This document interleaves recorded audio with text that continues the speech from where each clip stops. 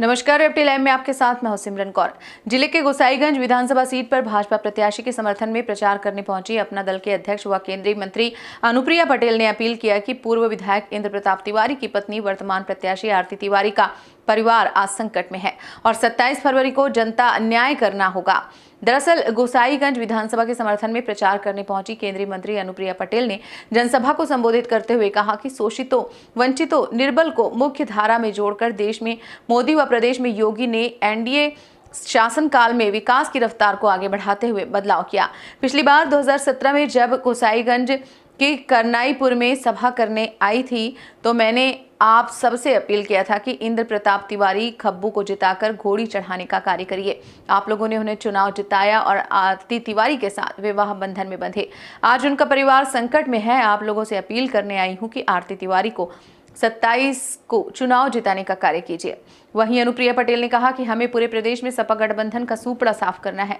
केंद्र में जब से एनडीए की सरकार बनी है, मोदी जी ने बागडोर संभाला, गरीबों के बदलाव के बारे में सोचा, तमाम गरीब कल्याण की योजना चलाई, बिजली, शौचालय, स्वास्थ्य बीमा, गैस सिलेंडर, आवास, अनाज की व्यवस्था की। शुद्ध पानी के लिए चिंता की जा रही है, उसकी भी व्यवस्था की जा रही है। कोरोना कार्यकाल का जिक्र करते हुए कहा कि जहां विश्व के लोग परेशान थे, वहां एनडीए सरकार ने हर व्यक्ति तक वैक्सीन उपलब्ध कराया और कई अन्य देशों को भी वैक्सीन देने का काम किया।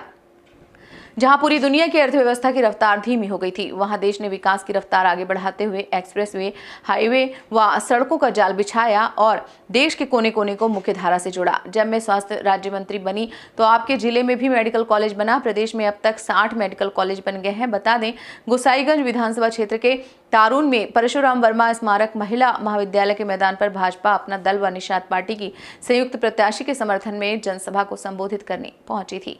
आप सभी ने हमारी बहन जो एनडीए की प्रत्याशी हैं आरती तिवारी जी,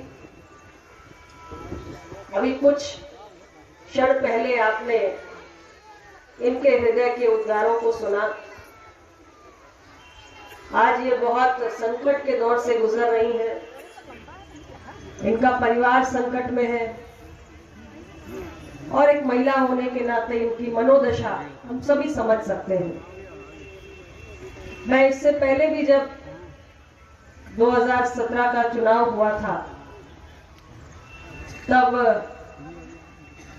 माननीय हमारे भाई इंद्र प्रताप तिवारी जी के लिए वोट की अपील करने आप लोगों के बीच में आई थी और उस वक्त जब मैं मंच पर पहुंची थी, संचालक जी ने ठीक कहा, मुझे एक अजीब सा उनका संकल्प पता चला था। उस वक्त तो मैं बहुत हंसी थी।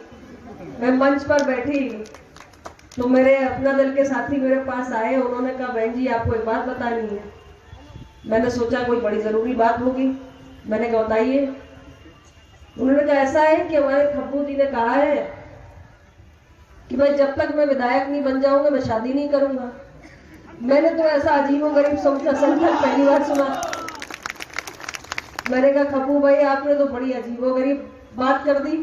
मैंने तो इतने लोगों के चुनाव प्रचार किए हैं, कभी ऐसा तो मैंने संकल्प ही नहीं सुना जैसा आपने ले लिया है।